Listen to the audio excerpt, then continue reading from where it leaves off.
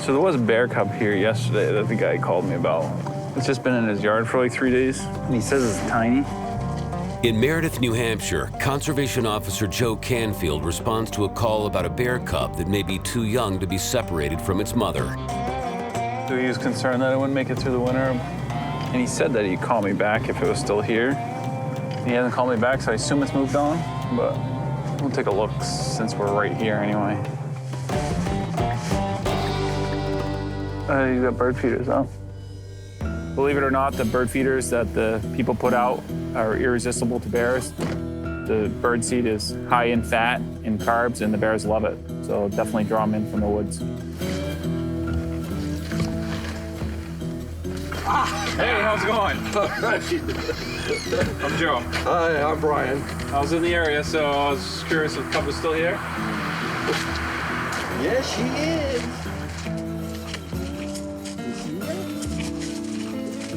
Is that the tree she's been in, or?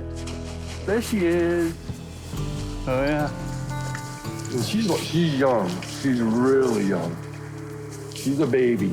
Yeah, she's actually bigger than I was thinking when you were talking about her on the phone. She's like a good medium-sized dog. And there ain't no mama. Yeah. So small, I don't think she's going to be able to survive the winter. Yeah. It's hard for me to determine exactly how old this bear is. You know, if it's last year's cub and it's just small in size, it'll probably make it through the winter without a problem. But if it's this year's cub, then it definitely will have issues surviving the winter on its own. I'll run it by the biologist and see what she thinks. Yep. You guys are smarter than I am, so. If this is this year's cub, then the biologist will set some traps, and once it's trapped, we'll relocate it to a rehabilitator. It is a last resort option for us. If we handle them, it does make it harder for them to return to the natural environment. Record your message at the tone. When you are finished, hang up or press pound for more audio. Hey, it's Joe Canfield. Call me back, thanks. Bye. The homeowner mentioned he has some video of the bear, so it might be worth just sending it to the biologist so he can take a look. That's her right there. What's that in front of her? That's the dog food. Dog food? Yeah. I got dog food out there for crows and blue jays, and Yeah. I try to take care of nature. Yeah. You're actually gonna help nature out by not feeding them all? Because you just, like I said. Add more to population, or? Well, the problem is you congregate them all in one area, right next to a road, and they'll start getting hit. And then they hang around, they don't have their natural behaviors, and then they don't want to den up, and then, with a lot of animals in one place, and disease spread is more prone, and it's just not a good idea. She's a cutie, though. Oh, she is, she is. Even if the biologists determine that this bear is old enough to survive on its own, today's been a great opportunity to educate the homeowner about the dangers of feeding wildlife. So I still have your number from yesterday, and I'll give you a call as soon as I hear from the biologist. We'll go from there. Okay. All right? Yep. Hey, Nice to meet you anyway. Come by. Absolutely, not a problem at all. Take care. Yep.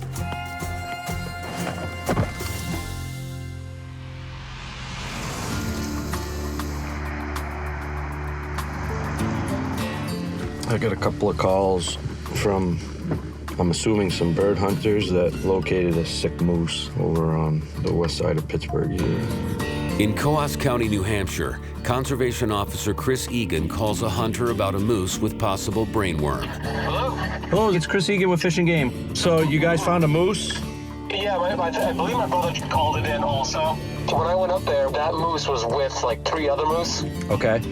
And this one's small, it's real young. Okay. And it was with a bunch of mature bulls actually, and they all took off, and this one actually just came right over to my truck.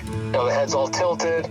Then it turned around and just kind of started doing donuts in front of my truck. Yeah, that's classic brainworm symptoms. It's sad to see when it's happening in front of you. So in a situation like that, it's very obvious that the animal is slowly suffering and dying. It's basically got another 2 or 3 weeks left of suffering. Yeah. And there's nothing to take them out of that and reverse those effects of brainworm. So the most humane thing to do, obviously, is to euthanize it. And so if I locate it, that's likely going to be the outcome. But Right. But I appreciate you reporting it, and I'll see you up here sometime. All right. Take care. All right, thank you. Bye. Bye.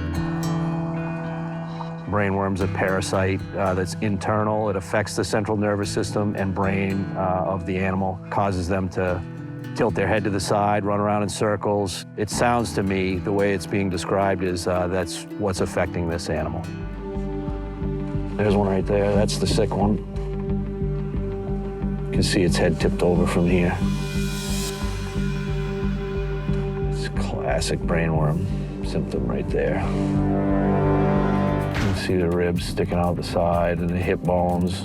They just can't eat enough to keep their body weight. You see the head's tipped over to the side. The brain and the body are not working in conjunction with each other.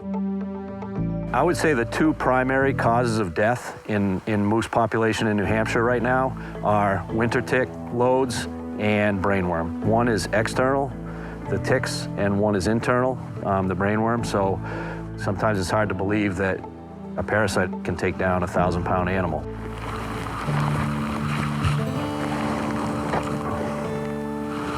Really unsteady on her feet, and you can see the paranoia and fear kind of in her eyes. Her movements are getting more quick because, again, her brain is telling her to run, and her body's not. Look out.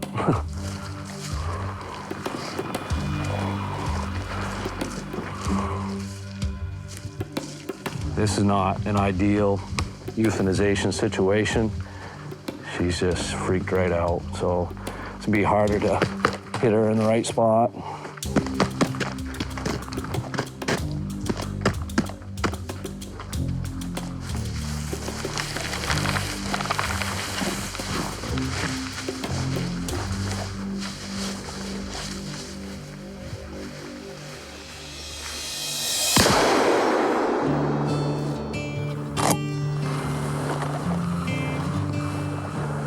Given that she was running around in circles that fast, the shot placement was good enough to just drop her right in her tracks, and she was dead within seconds, so that's exactly my reason for coming out here.